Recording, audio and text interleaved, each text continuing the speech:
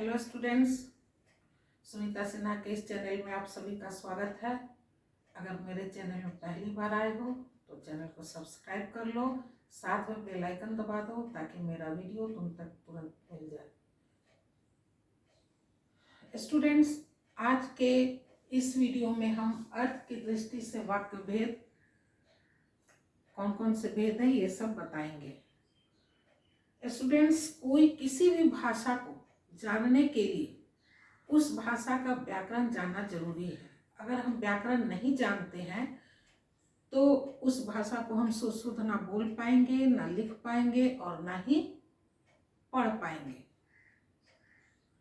तीनों ही चीज हमसे गलत हो सकती है, उसमें अशुद्धियां हो जा सकती है। इसलिए किसी भी भाषा को जानने के लिए उस भाषा का व्याकरण जानना जरूरी है। और हम लोग जो पढ़ रहे हैं ये कौन सी भाषा है? हिंदी भाषा है। और हिंदी भाषा का व्याकरण को 3 खंडों में वर्ण विचार, शब्द विचार और वाक्य विचार, ये 3 खंड में बांटा गया है, जिसमें कि वर्ण विचार का वीडियो बन चुका है, शब्द विचार का वीडियो बन चुका है। आज हम लोग वाक्य विचार के बारे में जानेंगे। तो सबसे पहले स्टूडेंट्स, शुरू से हम थोड़ा थोड़ा रिवीजन करते हुए वाक्य पर आएंगे। किसी भी भाषा का सबसे छोटी इकाई क्या है? वर्ण है। सबसे छोटी इकाई वर्ण है। वर्ण की परिभाषा क्या है?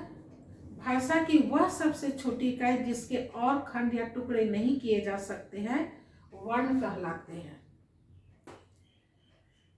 कई सारे वर्ण मिलकर वर्णों के सार्थक समूह को शब्द कहते हैं। वर्ण हो गया भाषा की सबसे छोटी इकाई है। भाषा की सबसे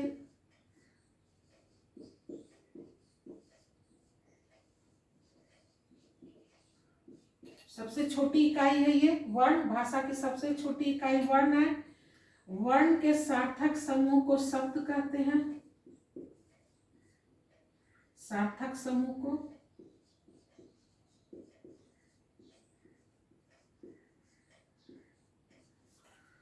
वर्ण के सार्थक समूह को शब्द कहते हैं। शब्द जब स्वतंत्र होता है, यानी कि जब ये व्याकरणिक नियम से नहीं बंधता है, तब ये शब्द कहलाता है। लेकिन जब हम इसको वाक्य में प्रयोग कर देते हैं, व्याकरणिक नियम में ये बंध जाता है, तब ये क्या कहलाता है? पद। तब ये पद कहलाता है। पद 2 या 2 से अधिक पदों के सार्थक समूह को वाक्य कहते हैं। वाक्य किसे कहते हैं? 2 या 2 से अधिक पदों के सार्थक समूह को। सार्थक यानी जिसका कोई अर्थ हो, जिसका कोई मतलब निकले। तो 2 या 2 से अधिक पदों के सार्थक समूह को वाक्य कहते हैं। 2 क्यों हम बोले? 1 से क्यों नहीं बोले? या 2 इसलिए बोले कि वाक्य में, यहां बताएंगे, वाक्य में 2 पद होना जरूरी है। एक कर्ता और दूसरा क्रिया। एक वाक्य के लिए कर्ता और एक क्रिया, ये 2 होना जरूरी है। तो इसलिए बोले वाक्य की परिभाषा में कि 2 या 2 से अधिक पदों के सार्थक समूह को वाक्य कहते हैं। वाक्यांश किसे कहते हैं?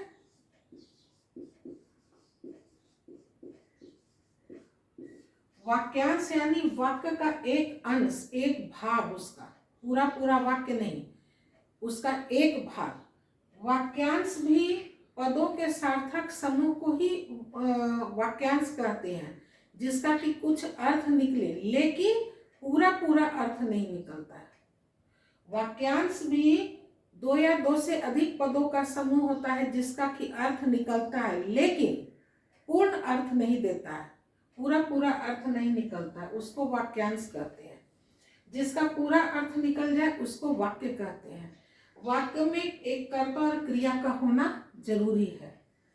अब वाक्य के दो भाग होते हैं। वाक्य के दो भाग होते हैं। कौन कौन होता है दो में? एक होता है उद्देश्य, उद्देश्य, और दूसरा होता है विधेय, विधेय। अब एक वाक्य है उसमें दो भाग होता है। एक भाग को कहते हैं उद्देश्य और दूसरा को कहते हैं विधेय। उद्देश्य जिसके बारे में कुछ कहा जाए, हमारा उद्देश्य ये होगा कि उसके बारे में हम कुछ कहें। जैसे अर्चना पढ़ती है, अर्चना, सॉरी पहले ये समझ लो, अगर मान लो मेरा उद्देश्य है अर्चना के बारे में कुछ कहना, तो अर्चना क्या हो गई? उद्देश्य, कि अर्चना के बारे में हमको कुछ कहना है। तो जिसके बारे में कुछ कहा जाए वो हो गया उद्देश्य, यानी अर्चना हमारी उद्देश्य है, इसके बारे में हमको कुछ कहना है। अब अर्चना के बारे में जो बात कहे कि अर्चना पढ़ती है, ये अर्चना उद्देश्य हो गई कि इसके बारे में हम कुछ कहना चाह रहे हैं, ये हो गया उद्देश्य। उद्देश्य के बारे में जो बात कही जाए उसको कहते हैं विधेय। अब अर्चना के बारे में हम क्या बता रहे हैं कि वो पढ़ती है, तो ये हो गया विधेय। दूसरे शब्दों में हम कह सकते हैं, समझ लो कि ये उद्देश्य को हम कर्ता समझ लें और विधेय को हम क्रिया समझ लें। यानी वाक्य में एक उद्देश्य और एक विधेय का होना जरूरी है, उसी प्रकार जैसे वाक्य में एक कर्ता और एक क्रिया का होना जरूरी है। तो वाक्य के दो भाग हो गए, एक उद्देश्य और एक विधेय, दो हो गया। अब है वाक्य के भेद। वाक्य के भेद जो है, वाक्य को दो आधार पे बांट सकते हैं, उसके दो भेद हो सकते हैं। कौन कौन भेद हो सकते हैं? पहला वाक्य भेद,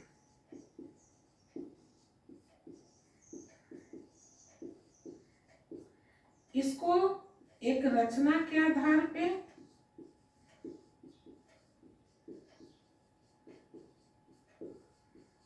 रचना के आधार पे वाक्य भेद कर सकते हैं।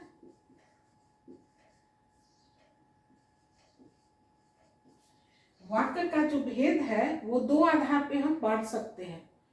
पहला है रचना के आधार पे वाक्य भेद और दूसरा है अर्थ के आधार पर।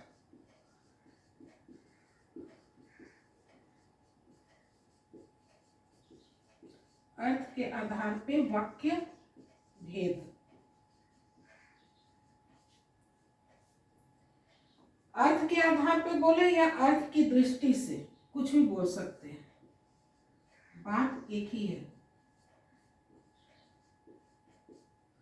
आधार पे बोले या दृष्टि से, अर्थ के दृष्टि से वाक्य भेद या अर्थ के आधार पर वाक्य भेद, किसी भी बेसिस पर। तो हम जान गए व्याकरण में भाषा, वर्ण जो है वो भाषा की सबसे छोटी इकाई है। वर्ण के सार्थक समूह को शब्द कहते हैं। शब्द जब व्याकरणिक नियम से बंध जाता है तब वो पद कहलाता है। दो या दो से अधिक पदों के सार्थक समूह को वाक्य कहते हैं। वाक्य में एक कर्ता और एक क्रिया का होना जरूरी है। वाक्य और वाक्यांश, वाक्य का एक अंश को वाक्यांश कहते हैं। ये भी दो या दो से अधिक पदों के सार्थक समूह होता है, अर्थ देता है लेकिन पूर्ण अर्थ नहीं देता है। वाक्य के दो भाग होते हैं, एक उद्देश्य और एक विधेय। उद्देश्य जिसके बारे में कुछ कहा जाए, जैसे अर्चना, ये हो गई उद्देश्य। और अर्चना के बारे में जो बात कही गई, यानी उद्देश्य के बारे में जो बात कही गई, उसको विधेय कहते हैं। जैसे पढ़ती है, ये हो गया विधेय। या यूँ समझे कि उद्देश्य कर्ता हो गया और विधेय क्रिया हो गया। वाक्य में इन दो का होना जरूरी है, अन्यथा वाक्य समझ में नहीं आएगा। इन दोनों में से कोई एक को भी हटा दे तो वाक्य पूर्ण नहीं होगा, समझ में नहीं आएगा। अब हो गया वाक्य के भेद। तो रचना के आधार पे वाक्य भेद कर सकते हैं और अर्थ के आधार पे वाक्य भेद कर सकते हैं। रचना के आधार पर जो है ये भी 3 प्रकार के होते हैं। रचना के आधार पे 3 होता है। कौन कौन? एक होता है सरल वाक्य, दूसरा होता है संयुक्त वाक्य,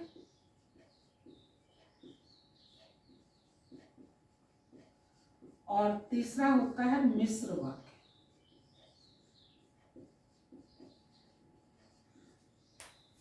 रचना के आधार पे वाक्य को 3 प्रकारों में बांट दिया गया है, सरल वाक्य, संयुक्त वाक्य और मिश्र वाक्य।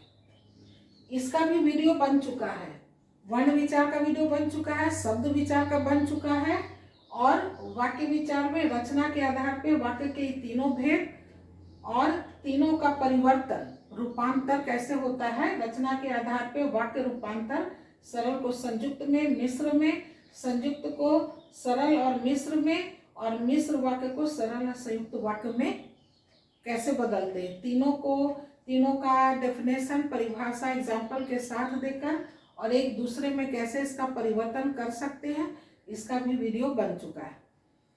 आज हम लोग जानेंगे अब अर्थ के आधार पे वाक्य भेद, जो आज इस वीडियो का जो आज हमारा टॉपिक है कि अर्थ के दृष्टि से वाक्य भेद। अब हम लोग अपने टॉपिक पर आ गए। उम्मीद करते हैं इतना बताए हैं ये समझ में आ गया होगा, पढ़े हुए हो ही, एक बार रिमाइंड हो गया। अब हम लोग जाने कि अर्थ के आधार पे वाक्य भेद कितने हैं। अर्थ के आधार पे वाक्य 8 प्रकार के हैं। कौन कौन है वो? आज्ञावाचक वाक्य, इच्छावाचक वाक्य, उद्गारवाचक वाक्य, निषेधवाचक या नकारात्मक वाक्य, प्रश्नवाचक वाक्य 5 हो गया। छठा विधिवाचक हो गया, विधिवाचक वाक्य, संकेतवाचक वाक्य और संदेहवाचक वाक्य। ये 8 प्रकार के वाक्य होते हैं अर्थ की दृष्टि से। और अर्थ की दृष्टि से वाक्य को पहचानना बहुत ही आसान है। देखकर ही इसका भेद जो जान जाओगे तो फिर एकदम पहचान जाओगे कि ये किस प्रकार का वाक्य है। तो हम लोग एक एक करके इसका जो 8 भेद है उस 8 को एक एक कर जाने।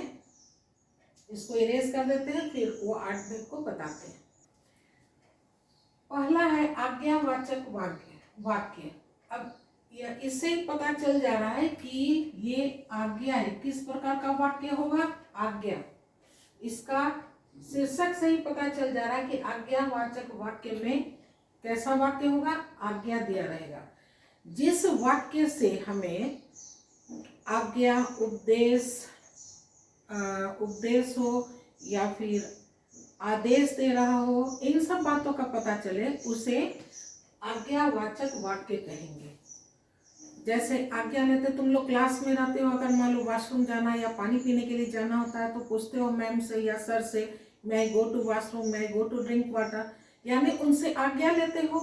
तो इस तरह का वाक्य जो है आज्ञा लेने का या उपदेश देने का या इच्छा में तो इच्छावाचक में हो ही जाएगा। उपदेश दे दे या आदेश दे दे। मान लो घर में हो, बैठे हो, दीदी उधर से, दीदी जरा वो बुक लेती आना, तो क्या हुआ? ये आदेश दे रहे हो दीदी को कि मेरा बुक वहां से लेती आना, आ रही हो तो मेरा बुक भी लेती आना। तो इस तरह के वाक्य को कहते हैं आज्ञावाचक वाक्य। दूसरा है इच्छावाचक।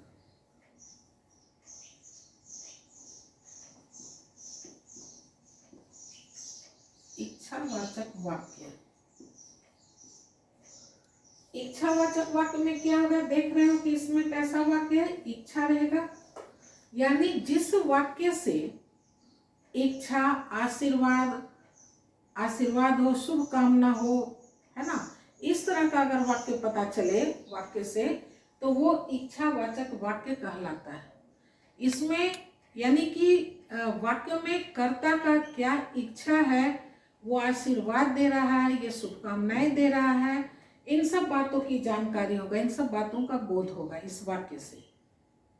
जैसे इच्छा में इच्छा हो गया भाई दीर्घायु भव, यानी कि वो इच्छा कर रहा है कि तुम्हारी आयु लंबी हो, है ना। चिरंजीवी भव, तुम्हारी आयु लंबी हो, ऐसी उनकी इच्छा है।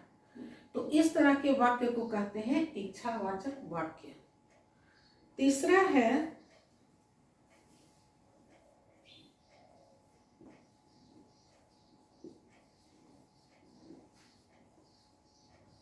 उद्गारवाचक वाक्य। उद्गारवाचक वाक्य में क्या होगा कि जब वक्ता अपने विचार या भाव को अचानक से बोल दे, है ना। वक्ता यानी बोलने वाला जब अपने मन के विचार को या भाव को अचानक से बोल देता है तो उस प्रकार के वाक्य को कहते हैं उद्गारवाचक वाक्य।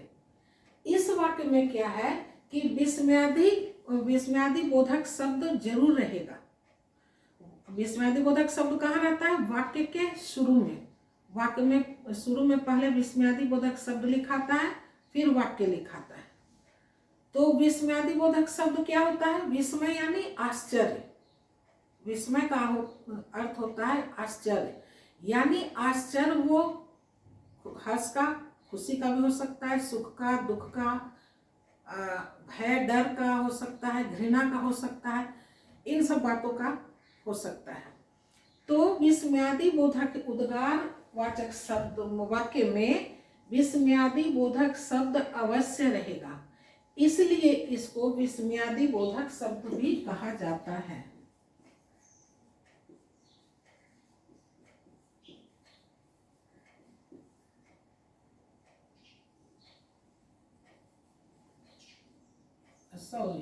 विस्मयादि बोधक वाक्य भी कहते हैं।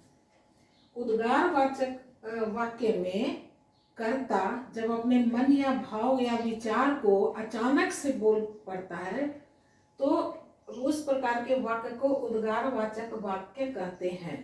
इस वाक्य में विस्मयादि बोधक शब्द का होना जरूरी है, क्योंकि विस्मय ही होता है। विस्मय मतलब आश्चर्य। आश्चर्य चाहे वो खुशी का हो, सुख का, दुख का, घृणा का, किसी भी चीज का हो, भय का, डर का, तो वो विस्मयादि बोधक शब्द होना जरूरी है।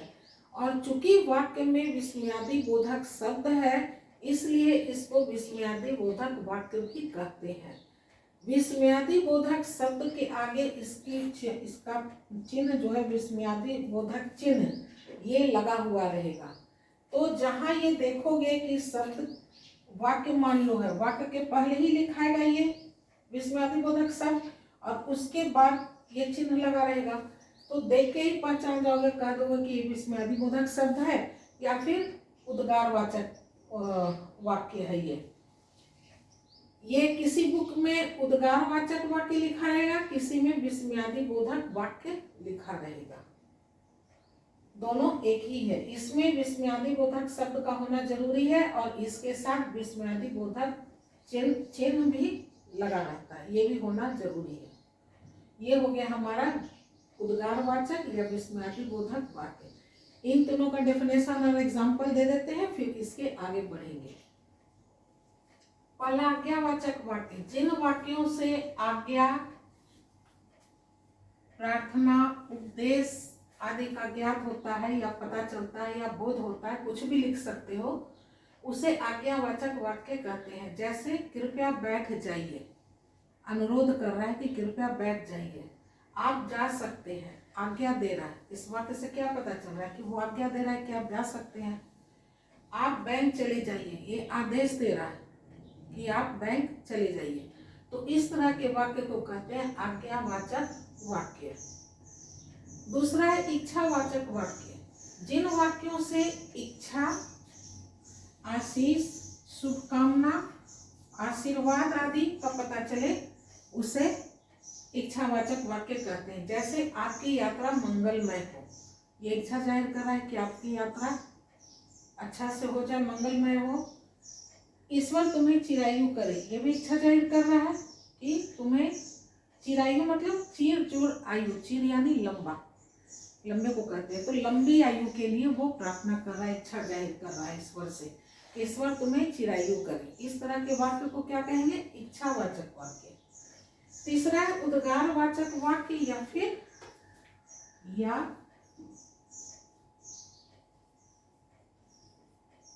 विस्मयादि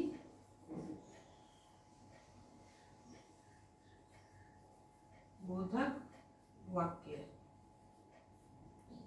उद्गारवाचक वाक्य या विस्मयादि बोधक वाक्य। विस्मयादि बोधक वाक्य क्यों? क्योंकि वाक्य के शुरू में विस्मयादि बोधक अव्यय शब्द लगता है।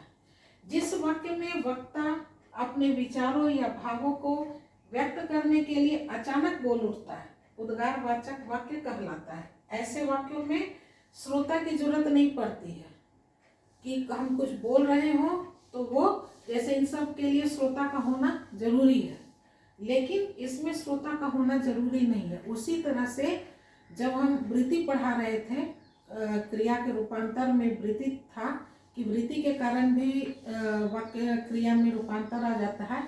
उसमें वृत्ति में दिए थे कि एक विद्यार्थ होता है, उसमें कर्ता की जरूरत नहीं होती है।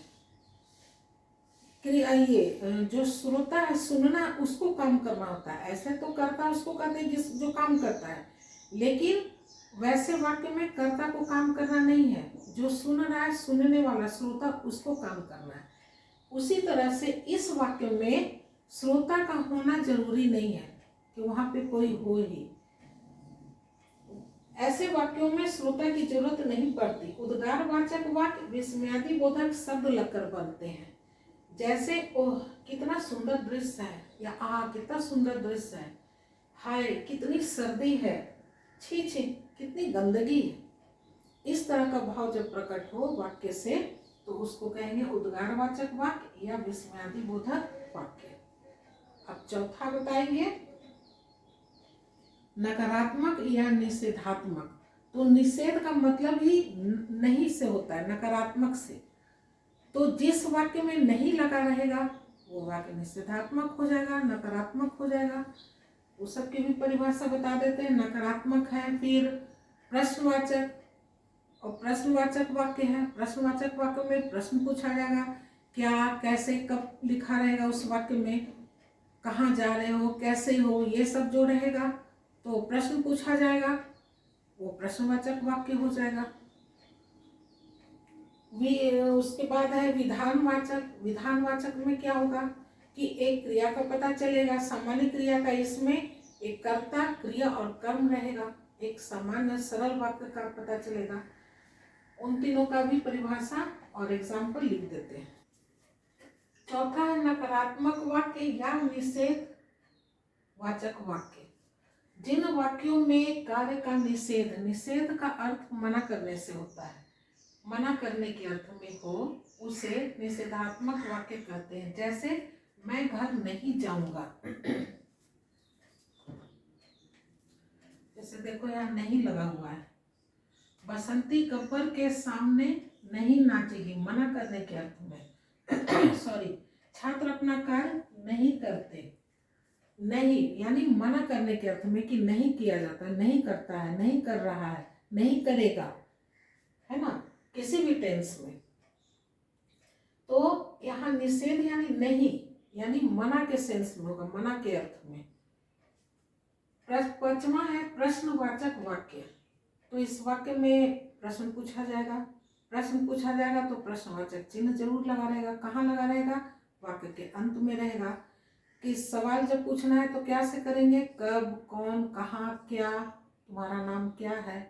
नाम पूछ रहे हैं, प्रश्न कर रहे हैं उससे कि तुम्हारा नाम क्या है। तो ये सब शब्द रहेगा। जिन वाक्यों के द्वारा प्रश्न किया जाता है उसे प्रश्नवाचक वाक्य कहते हैं।